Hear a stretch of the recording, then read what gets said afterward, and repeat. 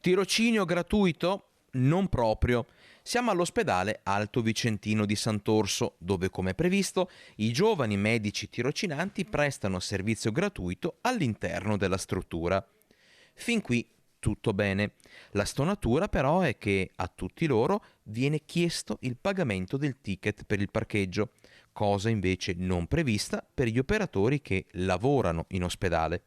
Ecco che il vicepresidente del Consiglio della Regione Veneto, Nicola Finco, annuncia di aver depositato un'interrogazione a Palazzo Ferrofini su questa problematica. Sono stato contattato nelle ultime settimane da diversi tirocinanti che prestano il loro lavoro, stanno facendo un percorso di formazione all'interno dell'ospedale Alto Vicentino di Sant'Orso, i quali si sono lamentati perché oltre giustamente a dover prestare la loro attività gratuitamente sono costretti a doversi pagare anche il parcheggio.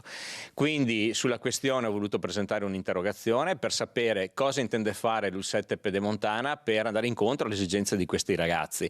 Sono i ragazzi che rappresentano il futuro della nostra sanità, chiedo semplicemente che possano anche loro usufruire del parcheggio gratuito riservato agli operatori, perché insomma la trovo un'ingiustizia che oltre a prestare il loro servizio gratuitamente debbano anche pagarsi ogni giorno il parcheggio. Quindi mi auguro che da parte dell'azienda ospedaliera arrivi quanto prima una risposta che vada incontro alle esigenze di questi nostri giovani che, ripeto, rappresentano il futuro della sanità del nostro Veneto.